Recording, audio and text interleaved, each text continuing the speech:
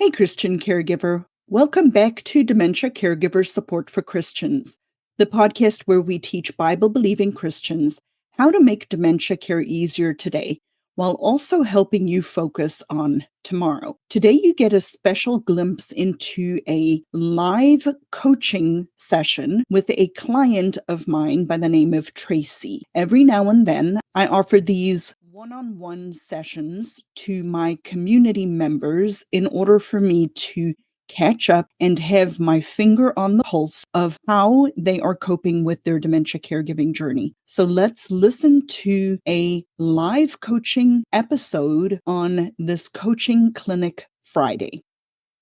Well, Tracy, welcome back to Dementia Caregiver Support for Christians. I am excited that you're here today. I was very smart and I preemptively did the introduction before we even got on the call today. But for anybody who is joining, Tracy is actually in my community. And like I was explaining to people in the introduction, I try to do these touches with people in between. It's a group coaching model, but in between, I try to do one-on-one coaching with the people in my community as they have need and as we have the opportunities. So, Tracy, I'm excited to have you here today. Thank you for being here.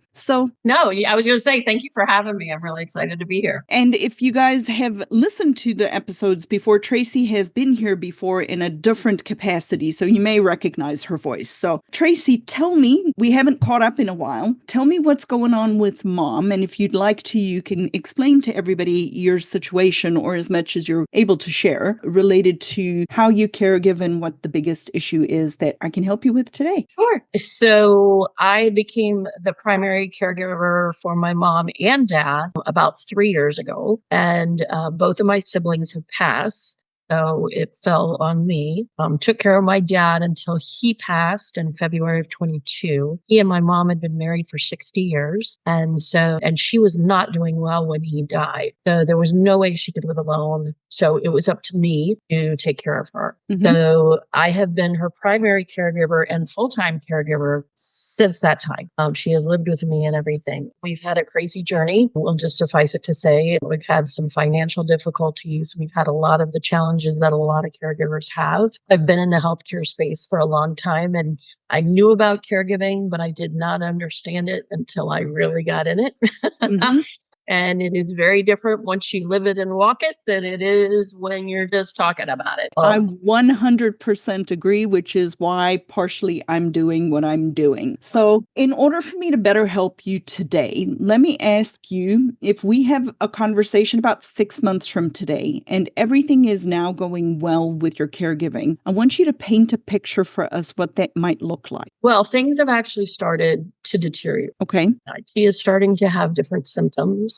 Woke up about a week or so ago. She was very lethargic when she sat up in bed, started leaning left. Mm-hmm. Didn't know why she leans left. And that happened like 3 days in a row where she slept a lot. We ended up going to get a brain scan. Doctor ordered a brain scan. Brain scan came back clean. So did the blood work. So we're really not sure what happened. That hasn't happened since. The cognitive has gotten worse. She's forgetting. It's short-term stuff, not long-term, but it's all the short-term stuff. It literally comes and goes. It literally and then goes. She's having a harder time walking. She's had to start using her walker pretty much daily now. She used to not have it all. Now she still struggles with her feet. She's starting to retain water now in both legs. So she's no water.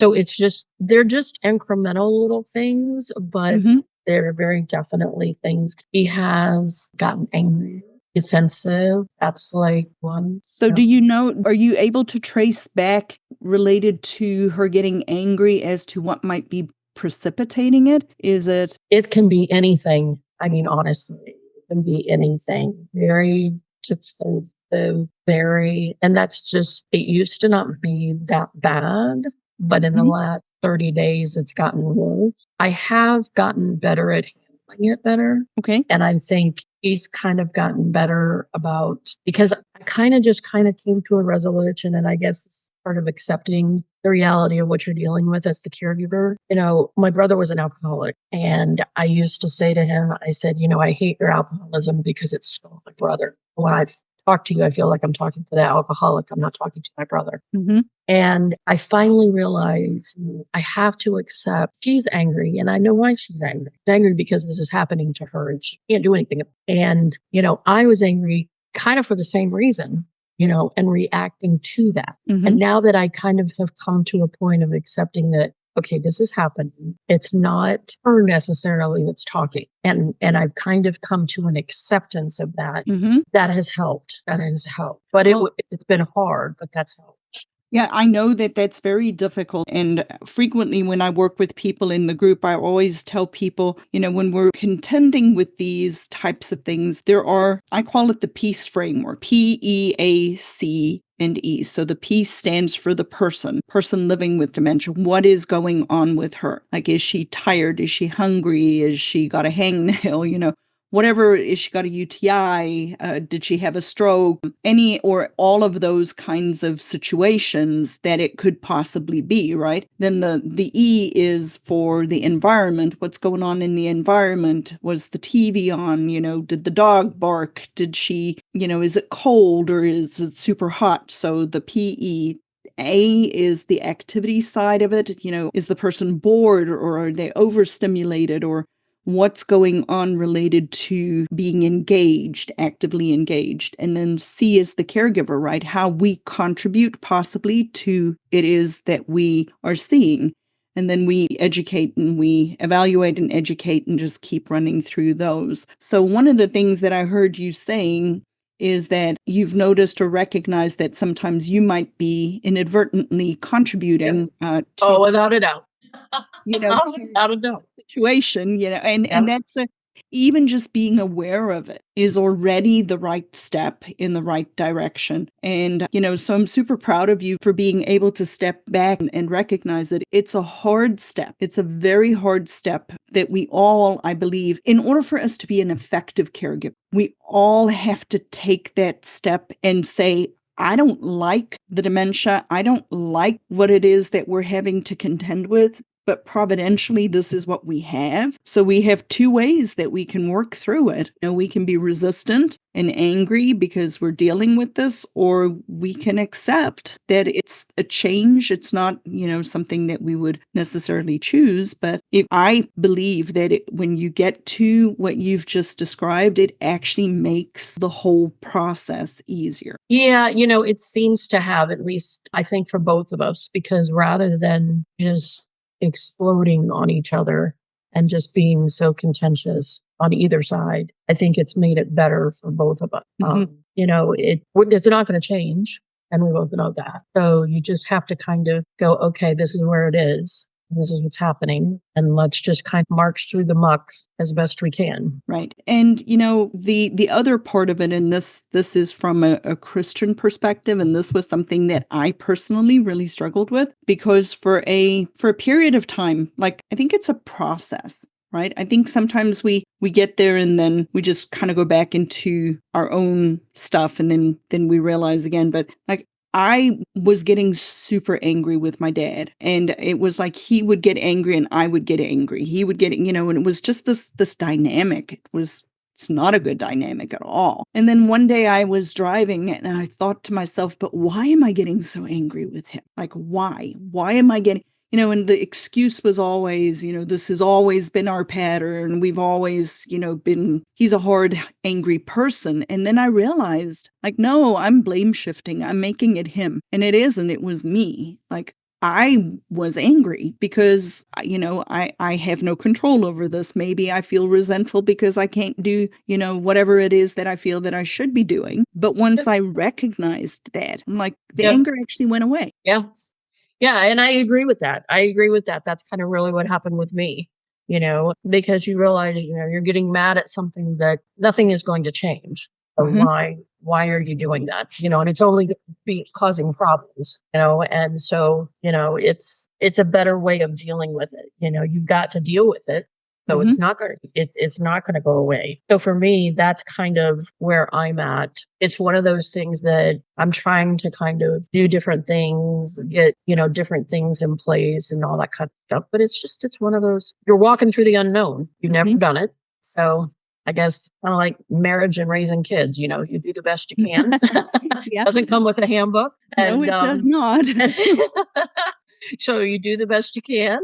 And, you're obviously going to make mistakes, but you just kind of pray about it and do the best you can and put it in the Lord's hands and hope and pray that whatever you're doing will hopefully end up for the best. Sure. But that's all you can do. So I noticed when we started the conversation, you mentioned a lot of medical changes with mom. And I'm extremely grateful that you have the background you have because you stay on top of it. And I know that you do. And you mentioned, the balance changes at least a few days and the swelling and so on. Has the doctor talked to you, or have you considered talking to the doctor if you thought it was appropriate for palliative care for mom? I have not thought about that, but that's a really good idea. I had not thought about that, but yeah, that might be a good idea. So the reason I bring up the palliative care is because that puts additional resources in the house and it puts additional resources in your hands. And I'm not saying that she is palliative care appropriate.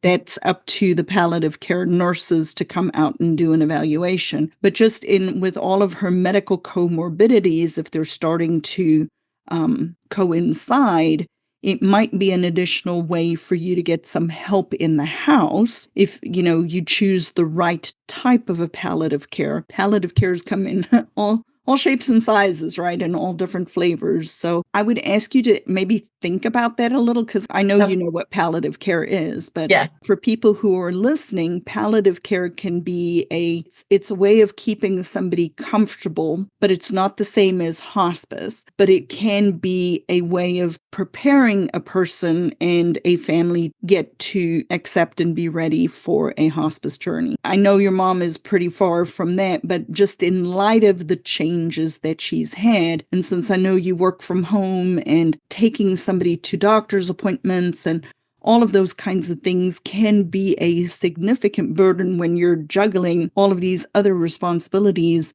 Maybe having palliative care come take over some of that might be a solution or an option for mom. No, and I agree. I think that I have a suggestion. I definitely will look into that. Like I say, I'm trying to look at a lot of, it's hard when you're trying to seek anything for a timeline or anything. Right? Mm-hmm. For right now, she has good days and she has not so good days. She has days when she wakes up and her kidneys are bothering her because she has stage 3 kidney failure. She gets a lot of eyes.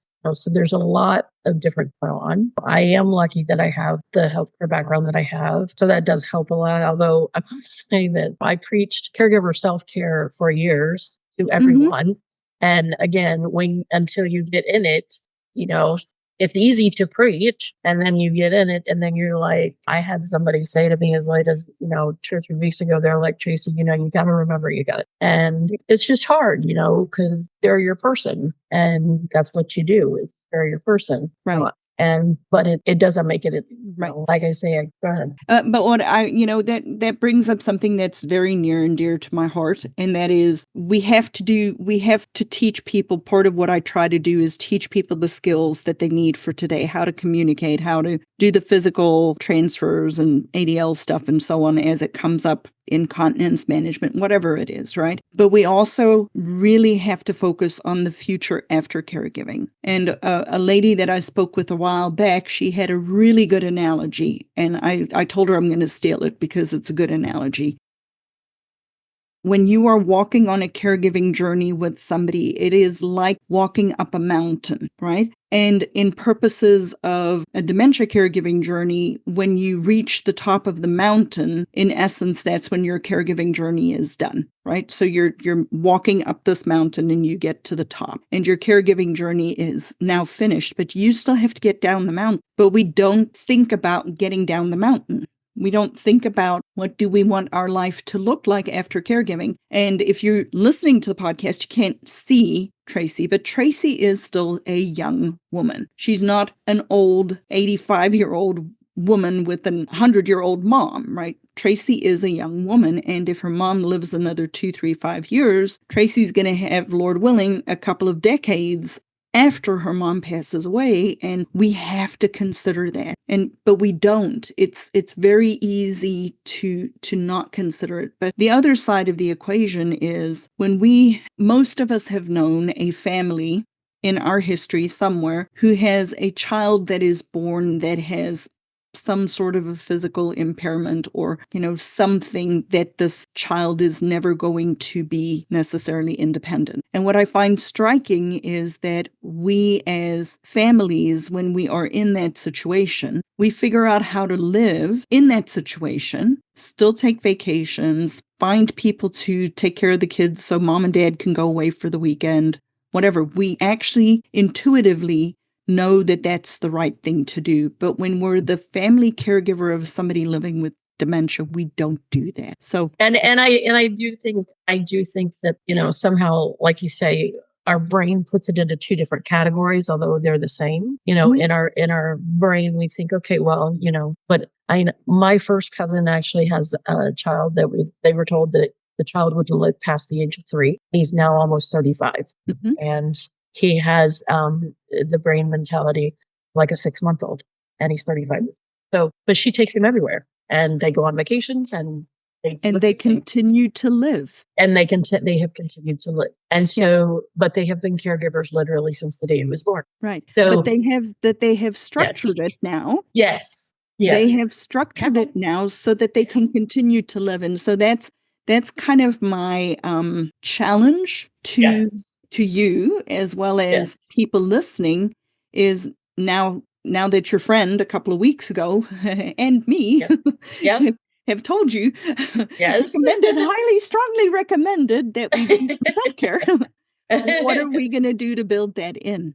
No, and I agree with that. Well, one of the things that's helping me actually is the new company I'm working with. They've actually sent me on a little 3-day trip to go to a conference last month.